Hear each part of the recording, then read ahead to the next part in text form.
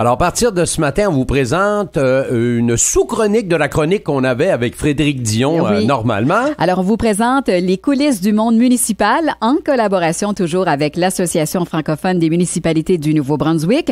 Aujourd'hui, nous recevons Emmanuelle Parent, qui est coordonnatrice événements et formation au sein de l'AFMNB. Bonjour Emmanuelle. Bon matin à vous deux. Alors, ce matin, vous allez nous parler d'un guide que l'Association francophone des municipalités vient de publier. C'est pour outiller les candidats, les candidates pour la présente campagne électorale, c'est ça? Exactement, oui. En fait, en février dernier, la province a publié un document à l'intention des candidats et candidates pour tout ce qui est en lien avec la campagne électorale et donc le plan opérationnel d'une campagne électorale. Donc, dans ce document-là, on disait essentiellement que tous les candidats devaient avoir un plan opérationnel. Et puis, on suggérait aussi de le monter en supposant que la région en question était en zone rouge. Okay. Comme ça, advenant que ça le devienne, ben au moins la campagne de tel candidat ou candidate ne tomberait pas complètement à l'eau. Alors moi, si je suis candidat puis je veux me présenter aux élections, comment ça fonctionne? Qu'est-ce que je fais?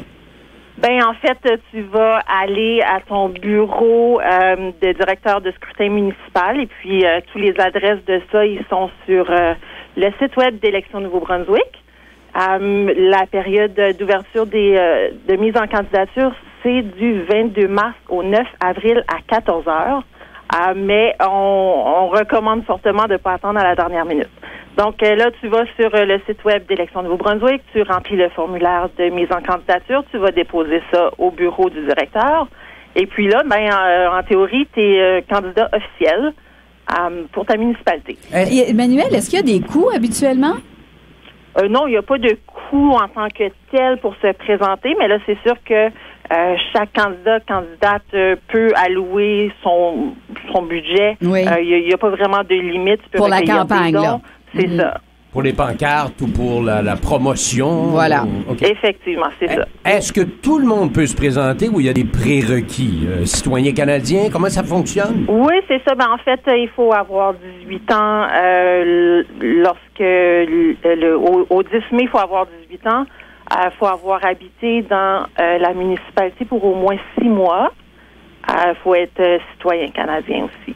Puis aussi, il y a aussi des limites si tu es un fonctionnaire public ou pas. Mais donc, toute cette information-là se retrouve aussi sur le site web de la FMNB et celui d'Élections Nouveau-Brunswick. Et on sait que les gens qui se présentent en politique, normalement, sont habitués de rencontrer des gens, de serrer des mains, de donner des becs. Oui, c'est ça. Ça va être différent. Et comment ça va être différent? Ça va être assurément différent. Il faut que ce soit différent. Parce qu'avec la pandémie qui sévit, on a tout chacun notre part de responsabilité à prendre là-dedans. Ça fait que c'est un peu aussi pour ça qu'on a développé le guide, parce que quand tu regardes toutes les recommandations des autorités, ça peut devenir un petit peu intimidant. Puis on voulait absolument pas qu'une personne se dise en regardant toute cette information-là, dise finalement c'est trop de paperasse, moi je me présenterai pas parce que c'est trop compliqué.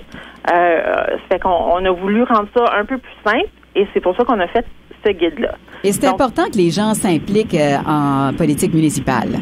Ben oui, absolument, parce que l'exercice démocratique veut que, tu sais, sur le bulletin de vote, on espère avoir un choix. On veut choisir la personne qui nous représente, qui nous ressemble peut-être aussi. Ça fait que c'est important que les gens s'impliquent. Et puis, c'est ça, ce guide-ci, il vient justement donner un outil à ces personnes-là pour faire campagne autrement en temps de pandémie. On peut pas passer à travers le guide au complet ce matin, mais les grands points, ce serait quoi là, pour quelqu'un? Si on veut remplacer le porte-à-porte, si on veut remplacer la rencontre physique, les gens pourront faire quoi? Oui, absolument. Donc, normalement, je peux passer une couple de types d'activités qu'on a normalement, puis vous dire un peu qu'est-ce que nous, on recommande. Oui. Évidemment, notre guide, c'est un guide. C'est pas des règles absolues. C'est les voies officielles, c'est la santé publique, c'est Élections Nouveau-Brunswick, c'est travail sécuritaire. Nous, tout ce qu'on propose, c'est un outil. Donc, si les gens ont des questions et tout ça, il faut se référer aux autorités compétentes en la matière. Mais comme pour vous donner une petite idée, si pour des conférences de presse ou des participations à des événements communautaires, nous, ce qu'on dit, c'est peut-être privilégier la formule en ligne. Utiliser Facebook, utiliser Zoom, ces outils-là. Et puis, si la situation le permet, puis vous voulez quand même le faire en présentiel, ben assurez-vous de respecter les règles de santé publique. Lavez-vous les mains, portez des masques, gardez de la distance. Puis aussi, ben le beau temps arrive, ça fait qu'on peut aussi profiter des espaces extérieurs pour éviter d'être pris dans des petits locaux. Après ça, on a le porte-à-porte. Ça, c'est une activité qui est très populaire en temps normal. Faut savoir qu'en temps de pandémie, ça se peut que tu vas aller cogner à la porte à quelqu'un, tu seras peut-être pas nécessairement bien accueilli. Peut-être que cette personne-là, a des problèmes de santé ou quoi que ce soit, et puis que ça la frustre un peu d'avoir quelqu'un qu'elle connaît pas à sa porte. Fait que nous, encore là, ce qu'on recommande, c'est de privilégier la sollicitation par téléphone. On peut aussi utiliser les réseaux sociaux. Si jamais la situation le permet comme telle et que vous voulez quand même faire du porte-à-porte, protégez-vous, protégez l'autre. Portez un masque, faites sûr de vous désinfecter les mains avant, après, gardez une distance entre vous. Peut-être quand vous cognez à la porte, prenez après ça 2 pas de recul, invitez peut-être la personne à discuter dehors. Mais dans tous les cas, respectez la réaction de la personne parce que ça se peut que cette personne-là, elle aurait envie de voter pour vous puis que votre campagne la rejoint, mais juste le fait d'avoir fait un faux pas en communication, je dirais, ben, peut-être que ça va la frustrer. Tu veux pas perdre un vote juste pour... C'est vrai. Oui, c'est ça. C'est un pensez-y bien. Effectivement. Absolument. Et puis aussi, bien évidemment, on garde un registre des contacts. Fait que si t'as passé toute la rue, ben, tu prends les adresses, les noms, les numéros de téléphone. Il faut penser à ça également. Le guide, on le retrouve sur votre site, Emmanuel? Oui, c'est ça. Donc, sur le www.afmnb.org. Puis là, on sélectionne, il y a un petit icône élection municipale. Et puis, il y a une panoplie d'autres outils aussi pour aider les gens, mais le guide s'y trouve aussi. C'est très complet, c'est bien fait. Merci beaucoup. En plus, je voulais juste, excuse-moi, Claude, je voulais juste mentionner aussi que le guide est en cours de traduction aussi pour être accessible en anglais. C'est l'Union des municipalités du Nouveau-Brunswick qui assure la traduction de notre document, donc il sera accessible aussi.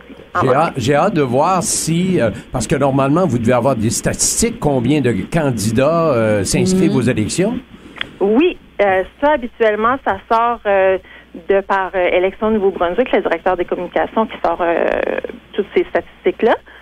Mais pour l'instant, on est en train de constater que il se dessine des belles courses dans les municipalités. Merveilleux. On va surveiller, bien sûr, le 10 mai, ce qui va se passer.